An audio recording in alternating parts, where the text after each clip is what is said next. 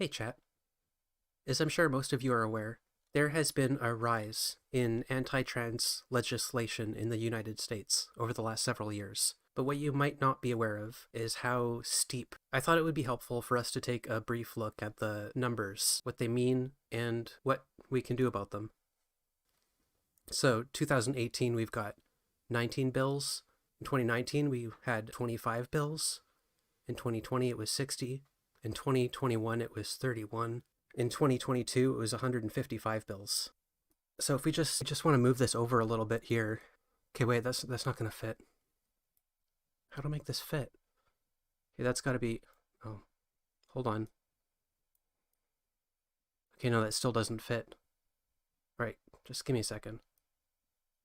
No, that's still...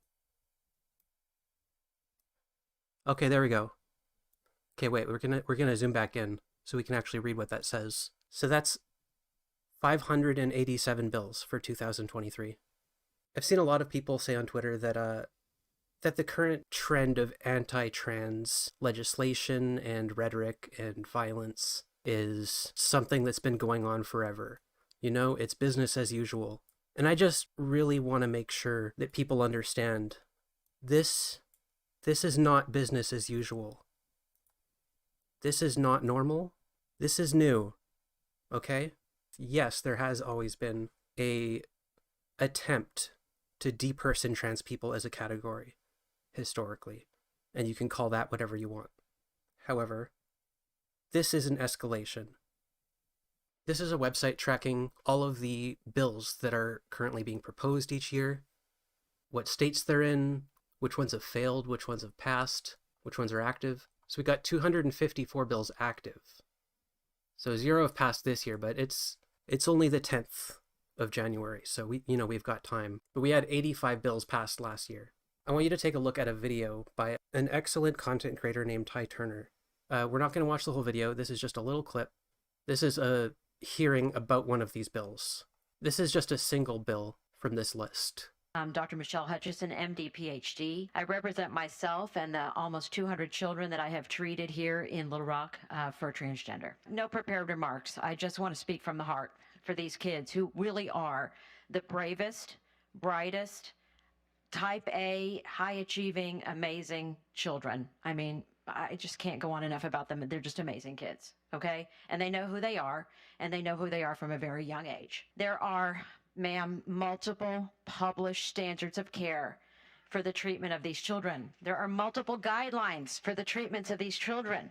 The American Academy of Pediatrics, the American Psychiatric Association, the Pediatric Endocrine Society, the Endocrine Society, not to mention dozens of European pediatric and adult published guidelines. Many, many, many published guidelines, and we follow those guidelines to the letter because we care about these children and we want to keep them alive and healthy, not just in childhood, but after 18 as well. We've already had multiple children just after this bill passed the House. These kids heard about it. I've had multiple kids in our emergency room because of an attempted suicide. Just in the last week, multiple. I've had multiple children. Do you know how many phone calls I've had to field in the last week of children calling me saying, Dr. Hutchison, if this happens, I'm going to kill myself. Multiple. So I guarantee you, if this bill passes, children will die. And I will call you guys every single time one does. As this brave and incredible woman here just said, every time one of these bills passes, children end up in the emergency room. So this is extremely dangerous. These bills kill people. This has real consequences. If you care about kids, if you care about the safety of your fellow country people, you should care about this.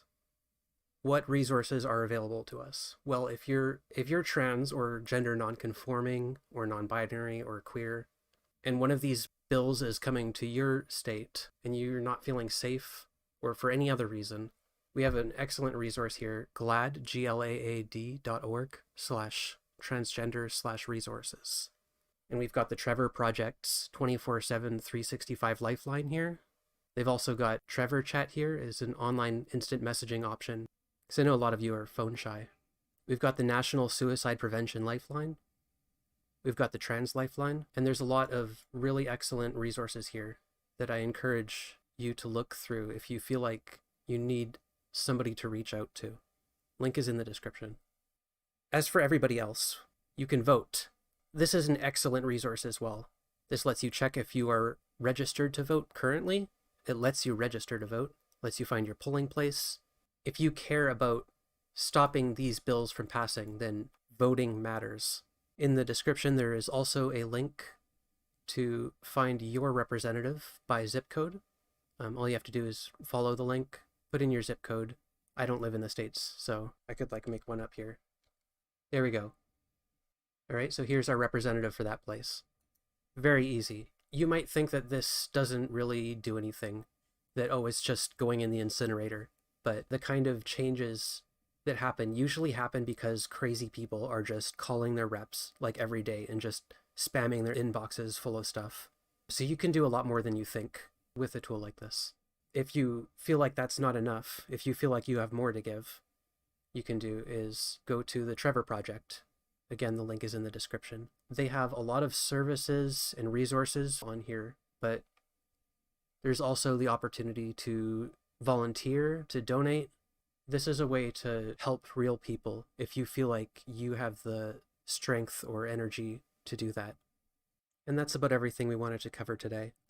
If you feel like this was helpful, please leave a comment below.